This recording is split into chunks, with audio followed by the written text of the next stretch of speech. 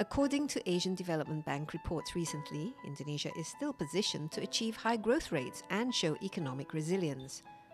Private or household consumption contributes about 55% of the total GDP growth, boosted by increases in employment and wages, as well as lower inflation, while investment contributes around 30% of the GDP.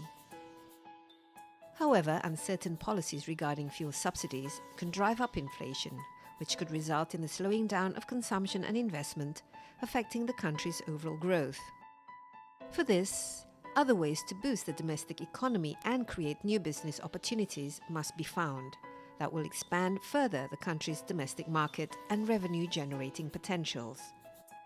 Given Indonesia's large youth population and readiness to adapt to technology, for example, the creative industries can be crucial to add value to and expand the country's economy.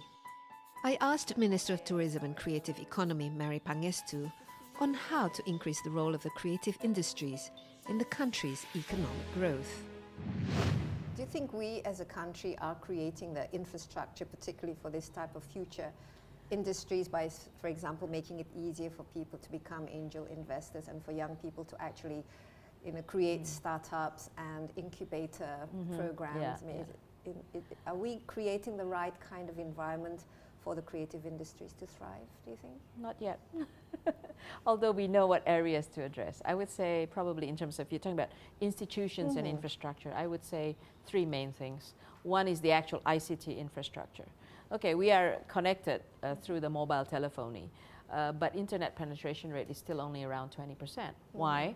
Because we don't have the fixed line is still very important. To have the ICT fixed line infrastructure and the broadband be able to function more efficiently, effectively and economically, so that you can actually download huge amounts of data and process it in a fast and timely manner. That opens up a huge opportunity to do outsourcing. For services, outsourcing of creative services, IT-based services. So that's one challenge. The second challenge is in terms of setting up venture capital and angel investor type of investments.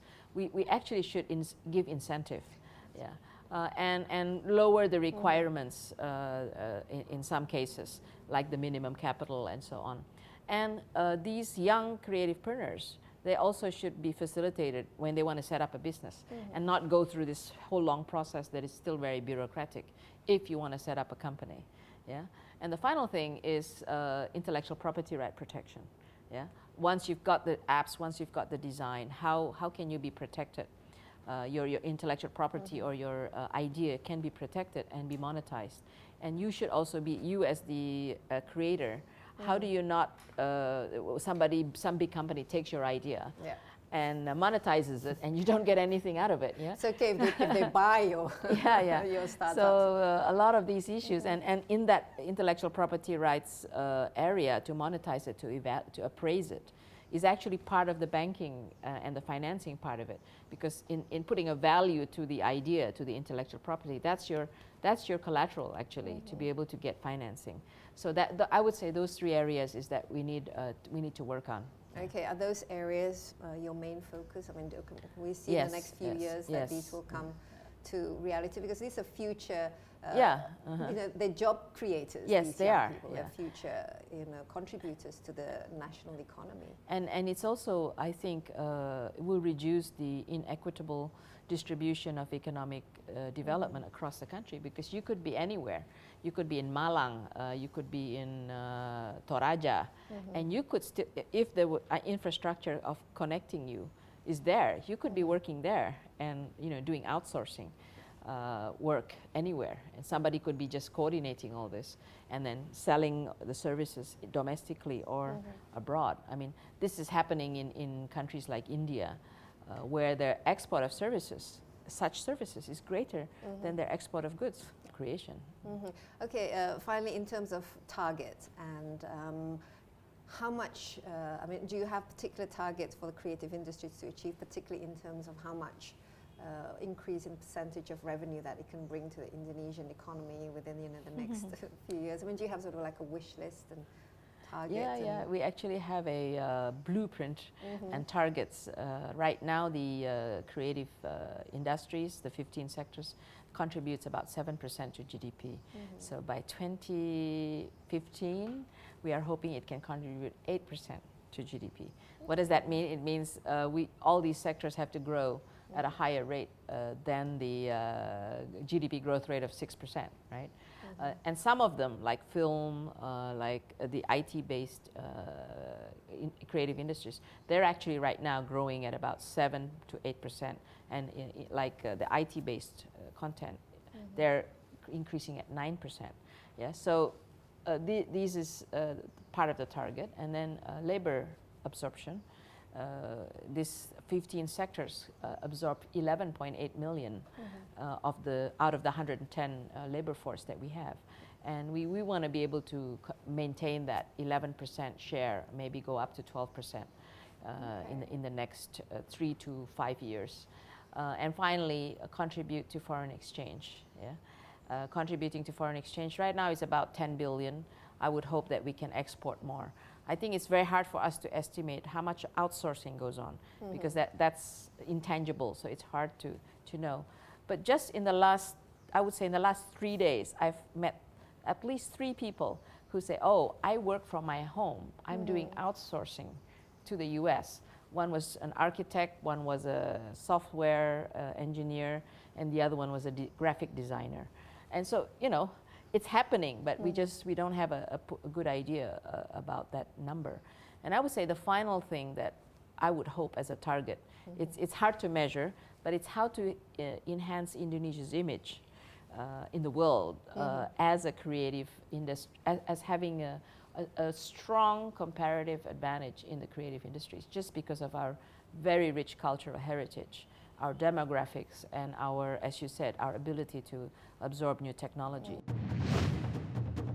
The challenge of globalization is how to make sure that localization also thrives, that the small players do not get wiped out by the big players in the global system, and that there is an opportunity for everyone to succeed in all fairness. Mr. Lamy, you mentioned about leveling the playing field. Global trade means that those who actually take part in it are, you mentioned in the chain of production, it's global players. Now, a lot of the countries, particularly in developing countries, the players are not global players. They're small players, they're local players, and sometimes they can get buried under all these sort of multinational trading system. Now, how to really level that playing field so that the local players, the small, medium enterprises, can actually thrive under liberalized trade and free trade? The solution to that is to reduce the entry ticket of small businesses to the global market. The solution is to try and create a situation where if I'm a small business, I will be able to reach out to the global market as easily as if I was a multinational. Is that happening there? Of course it's happening in some areas.